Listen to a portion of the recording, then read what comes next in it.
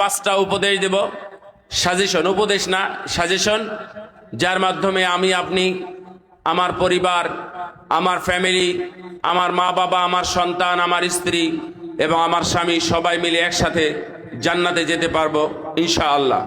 এটাই তো টার্গেট, তাই না?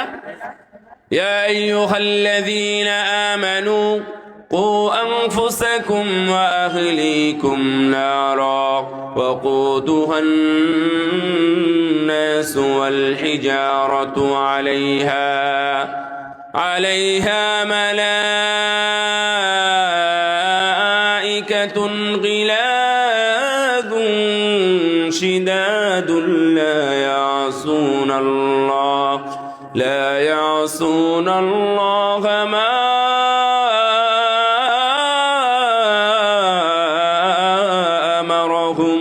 ويفعلون ما يؤمرون।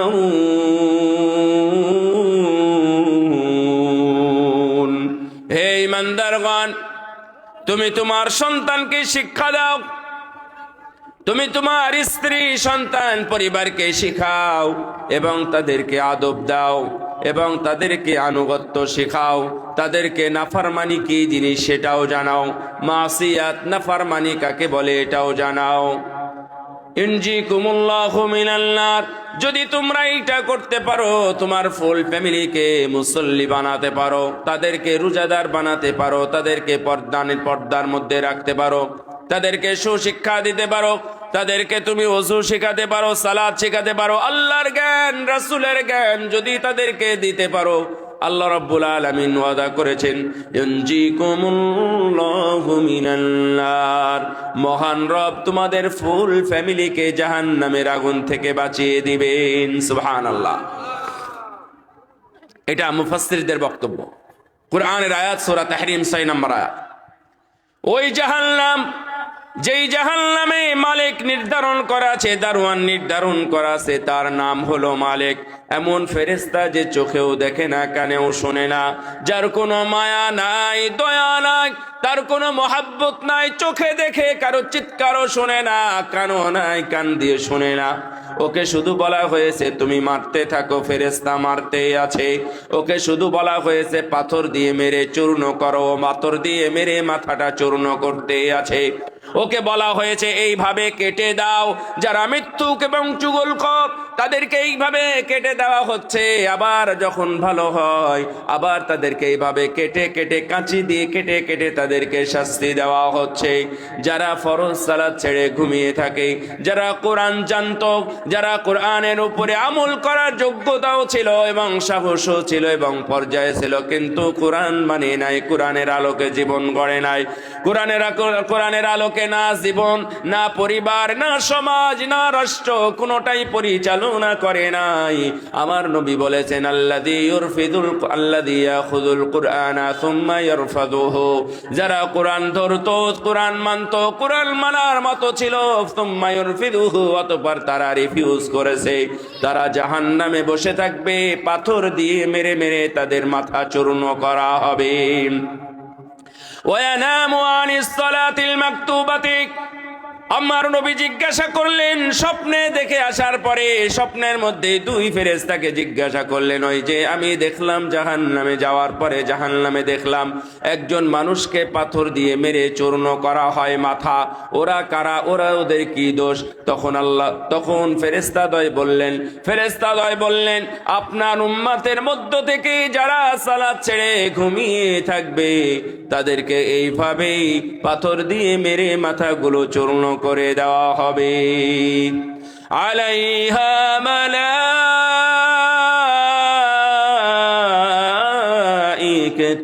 গিলাযুন শিদাদ লা ইয়াসুনাল্লাহা মা আমারহুম ওয়া ইয়াফআলুনা মা ইউমারুন।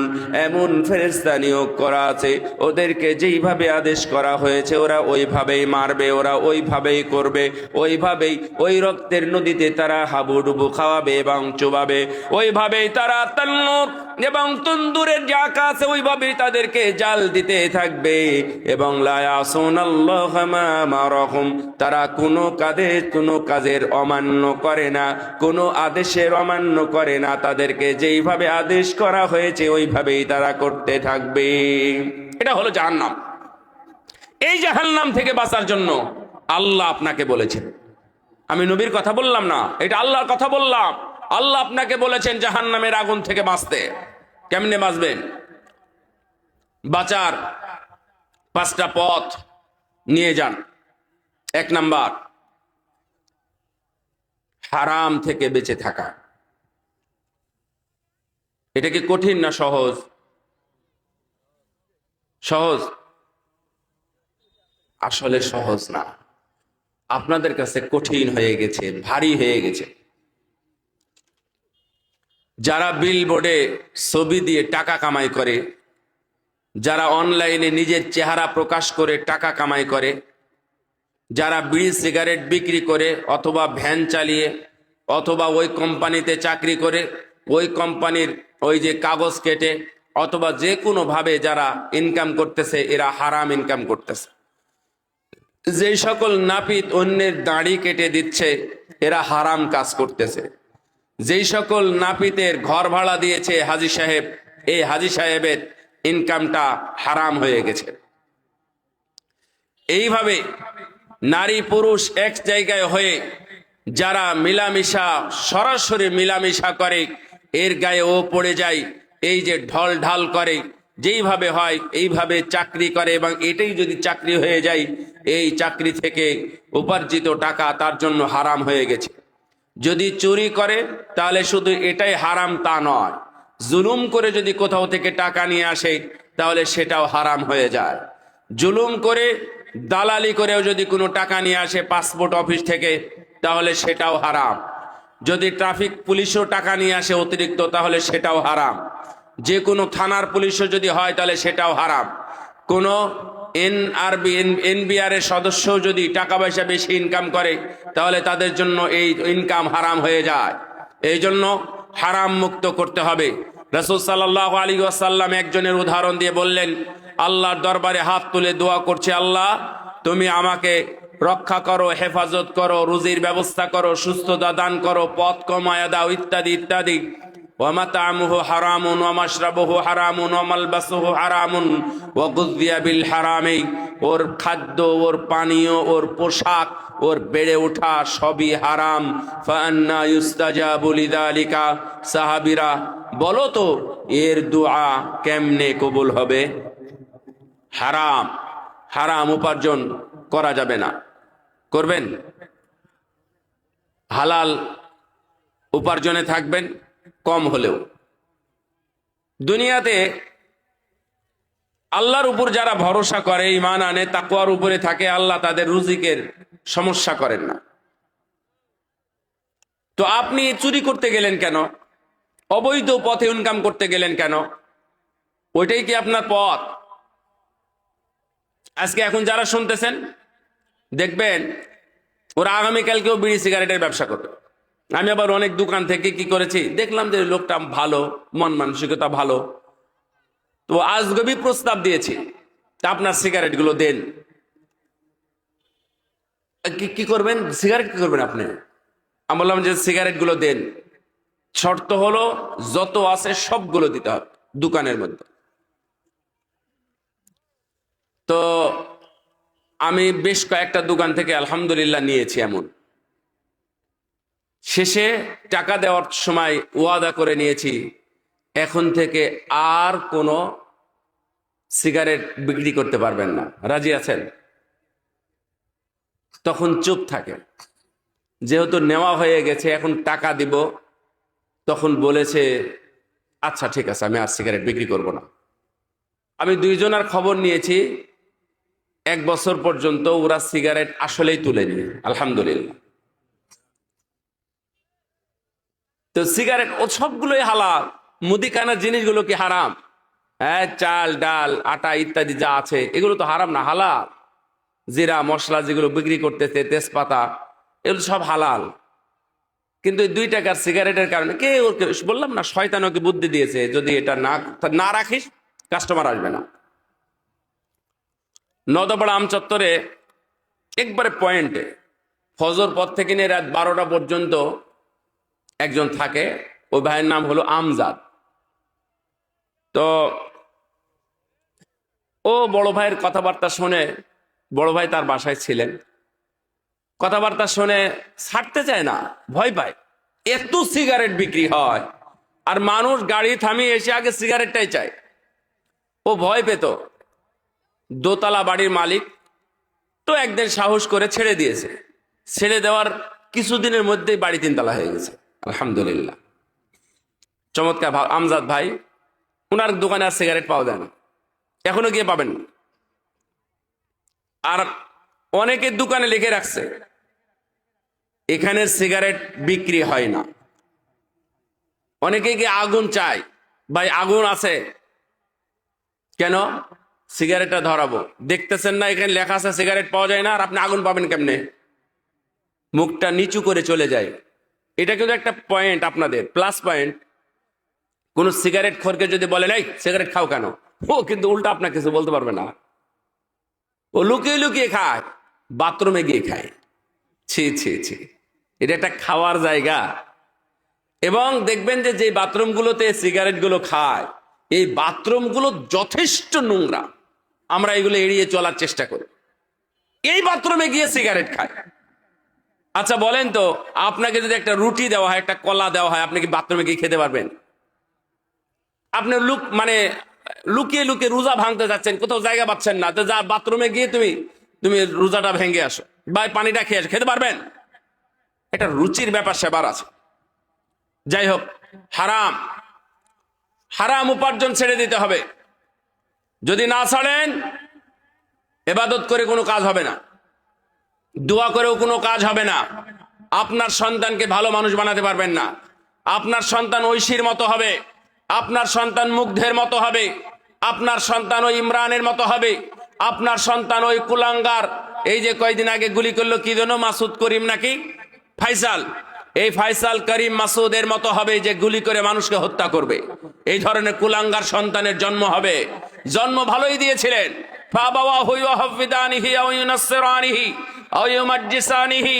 আমার নবী বলেছেন এরা সবাই ভালো, দুনিয়ার সব মানুষই ভালো অবস্থায় জন্মগ্রহণ করে, ইসলামের উপরে ফিতরাতের উপরে জন্মগ্রহণ করে।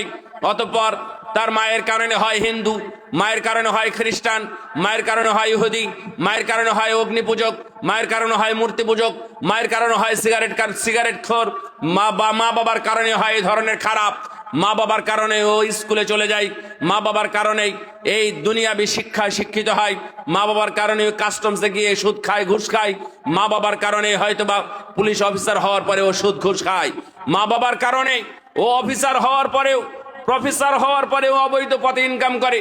মা বাবা তাকে কখনো শিখায় নাই, বলে নাই আপনি যে হারাম খাচ্ছেন এটা অন্যতম কারণ। আজ থেকে আল্লাহর কাছে ওয়াদা করেন, আমি আর জীবনে কখনো হারাম খাবো না, হারাম উপার্জন করব না। একটু মন ভরে বলেন ইনশাআল্লাহ, আরো জোরে বলেন ইনশাআল্লাহ। তাহলে আগামীকাল থেকে কার্যক্রম শুরু হয়ে যাবে ইনশাআল্লাহ, ঠিক আছে? يا بني إنها إن تك مثقال حبة من خردل فتكن في صخرة أو في السماوات أو في الأرض يأت بها الله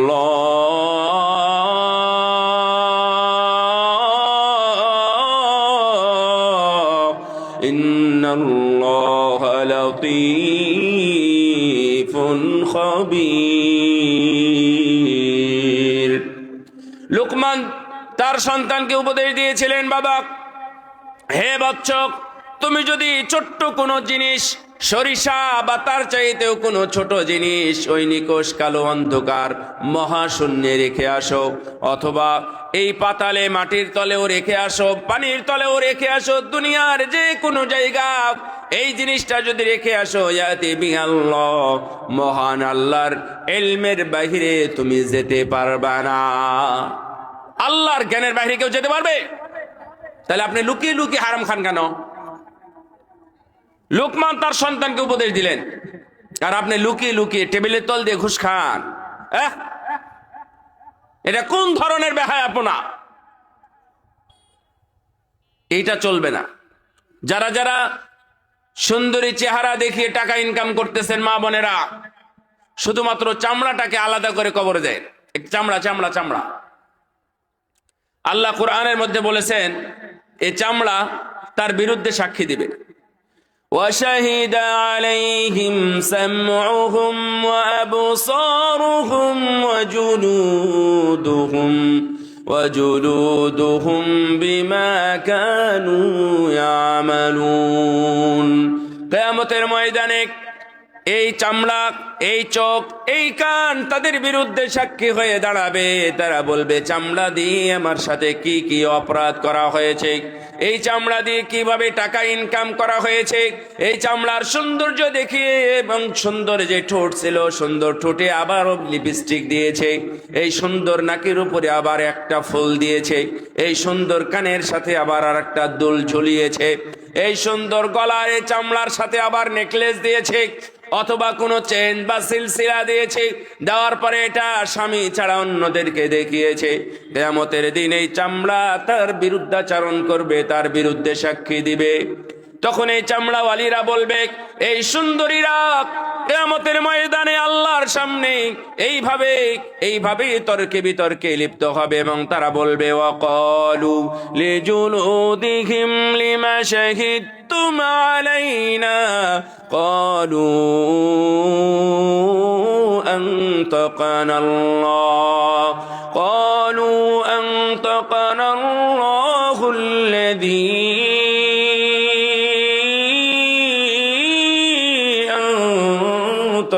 كل شيء وهو خلقكم أول مرة وإليه ترجعون। কিয়ামতের দিন এই চামড়াওয়ালীরা বলবে, এই চামড়া তুই আমার বিরুদ্ধে সাক্ষী দিস কেমনে রে? তোকে কথা বলার ক্ষমতা কে দিল? তোর জন্য আমি কত কসমেটিক্স ব্যবহার করেছি, কত প্রসাধনী ছিল, কত গহনাপাতি ছিল, কত কি তোর জন্য ব্যবহার করলাম, আর তুই আমার বিরুদ্ধে সাক্ষী দিলি কেমনে? এটা তো কথা ছিল না যে তুই আমার পক্ষে থাকবি। তখন চামড়া কথা বলবে, আমি ওই কথাই বলি যেই কথা তোমাকে আল্লাহ রাব্বুল আলামিন শিক্ষা দিয়েছিলেন। পার্থক্য শুধু এতটুকু, তুমি মিথ্যা বলো আর আমি মিথ্যা বলি না, আমি সত্যটাই বলি। সুতরাং এই চামড়াওয়ালীরা যারা আছে, কিয়ামতের দিন এই চামড়াকে খুলে আপনাকে উঠতে হবে, আর না হলে চামড়া আপনাকে জাহান্নামের দিকে নিয়ে যাবে। হারাম ইনকাম বাদ দিয়ে দেন। অনেকে মনে করে আমার চেহারা সুন্দর আছে, আমি যদি ব্লগ করি, আমি যদি ভিডিও করি, আমি যদি মানুষের সামনে আসি, আমার এই চামড়া দেখে, সৌন্দর্য দেখে মানুষ হয়তো বা ইত্যাদি। একটা জিনিস মনে রাখবেন, আপনাদের শাস্তি ডবল, মহিলাদের শাস্তি ডবল। কোরআনের সূরা আহজাব 31 নম্বর আয়াত একটু খুলে দেখবেন। আয়াত অনেক পড়েছি, আয়াত পড়লে সময় যায়। তো আল্লাহ রাব্বুল আলামিন ওইখানে বলেছেন যে আমি তাদের জন্য ডবল শাস্তির ব্যবস্থা করব, আর আমার জন্য এটা কোনো ব্যাপারই নয়। ওয়া কানা যালিকা আলাল্লাহি ইয়াসীরা। 32 নম্বর আয়াতে আল্লাহ বলছেন, যারা আল্লাহর কথা শুনে রাসূলের আনুগত্য করে, সৎ আমল যতগুলো করবে আমি সৎ আমলের প্রতিদান দ্বিগুণ ডবল দিয়ে দেব। সুবহানাল্লাহ। يا نساء النبي من يأت منكن بفاحشة مبينة يضاعف لها العذاب ضعفين وكان ذلك على الله يسيرا। হে নবী পত্নীগণ, নবীর স্ত্রীগণ শুনে রাখো, তোমাদের মধ্য থেকে, মহিলাদের মধ্য থেকে কেউ যদি প্রকাশ্যে তাদেরকে প্রকাশ করে, প্রকাশ্যে বেহায়াপনা অথবা নোংরামির দিকে এগিয়ে যায়, তাহলে আমি আল্লাহ অবশ্যই তাদের ডবল শাস্তির ব্যবস্থা করব। এটা আমার কাছে, আল্লাহর কাছে কোনো ব্যাপার নয়। ওয়া ইয়াকুনুত মিনকুন্না লিল্লাহি ওয়া রাসূলিহি ওয়া তা'মাল সালিহান নুতিহা আজরাহা মাররাতাইন। যারা আল্লাহ এবং তোর নবীকে মেনে নেবে এবং সৎ আমল করবে, আমি তাদের জন্য নেকিটা ডবল করার ব্যবস্থা করে দিব। তাহলে আল্লাহ দুইটাই ডবল করবে। যদি অপরাধ করেন তাহলে শাস্তি ডবল, আর যদি আমল করেন তাহলে নেকিও ডবল দিবেন। সুবহানাল্লাহ। এই জন্য কেন ডবল? কেন? আমি যদি একটা পাপ করি, পুরুষ মানুষ, তাহলে আমি তো পাপ করলাম, এর সাথে কেউ জড়ালো না। কিন্তু মহিলাদের একটা এক্সট্রা অধ্যায় আছে। মহিলারা যদি বেপর্দা অবস্থায় রাস্তা দিয়ে হেঁটে যায়, এখানকার যত পুরুষ মানুষ দেখবে, এই মহিলারা শুনবে, এটা আপনাদের জন্য। মহিলারা যদি রাস্তা দিয়ে হেঁটে যায়, তার সৌন্দর্য দেখে এখানকার যত মানুষ গুনাহগার হবে, যত যুবক বিভ্রান্ত হবে, যত যুবক নষ্টামির পথে যাবে, এই গুনার একটা ভাগ ওই নারীর উপরেও দেওয়া হবে। বলেন তো নাউযুবিল্লাহ। এরা আমার মা, মায়ের জাতি, তাদের পায়ের নিচে জান্নাত। বাবার পায়ের নিচে জান্নাত না। আমাদের পায়ের নিচে যদি খুঁড়েন, মাটি, পাথর, ইট, বালি, খোয়া অথবা পানি, কাদা, এগুলো পাওয়া যাবে, তাই না? আর মায়ের পায়ের নিচে আপনি যদি থাকতে পারেন, যদি স্থির থাকতে পারেন, ইনশাআল্লাহ শেষ পর্যন্ত আপনি জান্নাত নিয়ে আসতে পারবেন। সুবহানাল্লাহ। অথচ এই মা যদি এমন হয়, তাহলে তো বড্ডই খারাপ। মায়েদেরকে তো সাবধান করে দিবেন। বুরকায় নাই অনেক এলাকায়, অনেকে বুরকায় পড়ে না।